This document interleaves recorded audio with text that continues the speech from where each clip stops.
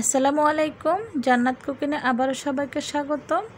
আজকে আমি তৈরি করে দেখাবো ডিমের অমলেট কারি। একবার এই অমলেট কারিটা এভাবে তৈরি করে দেখতে পারেন, মাছ মাংসর স্বাদ ভুলে যাবেন। তো চলুন দেখে নেওয়া যাক কীভাবে তৈরি করেছি।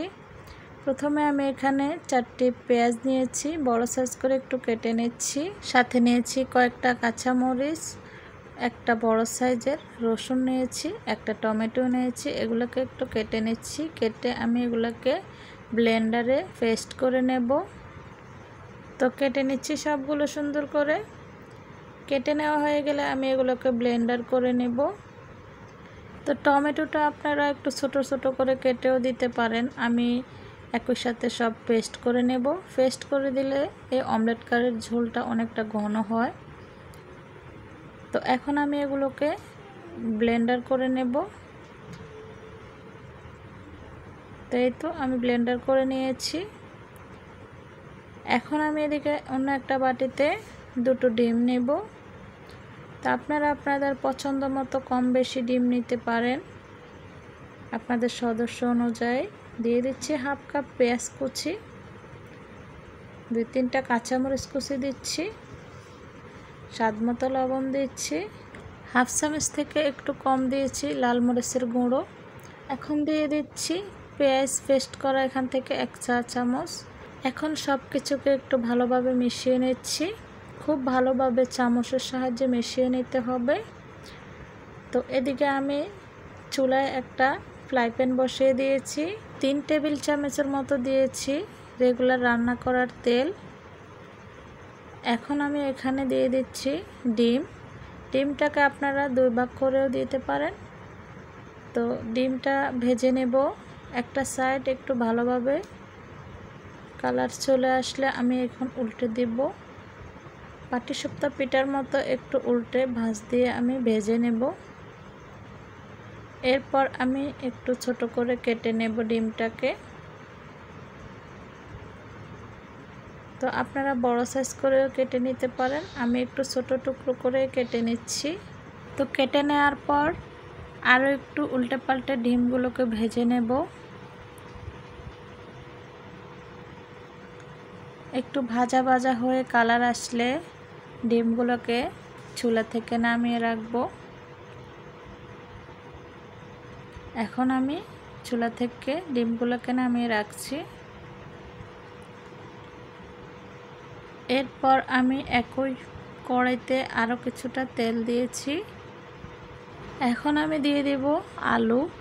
আমি 2-3টা আলুকে একটু ছোট টুকরো করে কেটে নিয়েছি। এই অমলেট কারিটার সাথে আলু দিলে আলুগুলো খুবই ভালো লাগে খেতে। তো আলুগুলোকে কিছুক্ষণ ভেজে নেওয়ার পর আমি দিয়ে দিচ্ছি এখানে 1 চা চামচ হলুদের গুঁড়ো, 1 চা চামচ দিয়েছি লাল মরিচের গুঁড়ো, স্বাদ মতো দিয়ে দিচ্ছি লবণ। নেড়ে ছেড়ে এখন একটু মিশিয়ে নেব।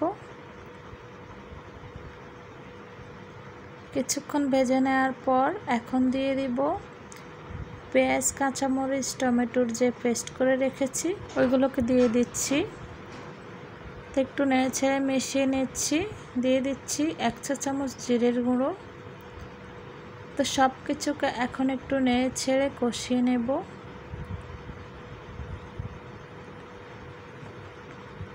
এরপর ঢাকনা দিয়ে 2-3 মিনিটের মতো কষিয়ে নেব।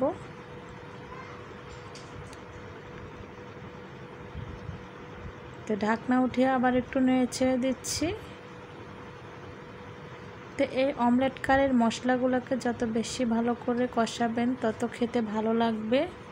ভাজা ভাজা হয়ে গিয়েছে। এখন দিয়ে দেব এখানে 1 কাপ পানি। আলুগুলো সেদ্ধ হওয়ার জন্য পানিটা একটু বেশি দিতে হবে।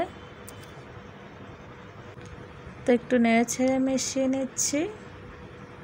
ঢাকনা দিয়ে আবারও 2-3 মিনিট রান্না করব। তো এই তো পানিটা অনেকটাই টেনে গিয়েছে।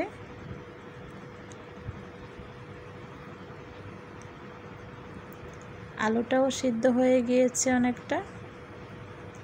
তো আমি একটা ভেঙে দেখাচ্ছি।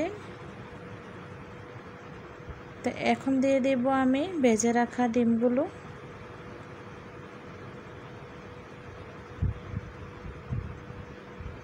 তো ডিমটা দেওয়ার পরে একটু নেড়ে ছেড়ে মিশিয়ে নিচ্ছি।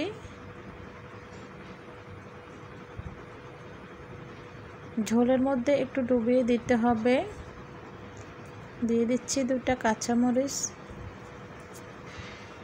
ঢেকে 2 মিনিটের মতো রান্না করব মিডিয়াম আছে। তো এই তো আমার অমলেট কারিটা প্রায় রান্না করা হয়ে গিয়েছে। একটু উল্টে পাল্টে দিচ্ছি ডিমগুলোকে। তো একটু ঝোল ঝোল রাখতে হবে, আলুগুলো অনেকটা পানি টেনে নেয়। তো এই পর্যায়ে চুলাটা অফ করে দেব। তা আমার অমলেট কারিটা রান্না করা হয়ে গিয়েছে। দেখতে অনেকটা লোভনীয় লাগছে। আপনারাও এইভাবে বাসায় ট্রাই করতে পারেন।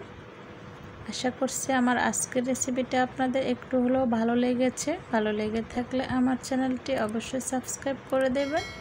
আজকের জন্য এখানেই বিদায় নিচ্ছি। আল্লাহ হাফিজ।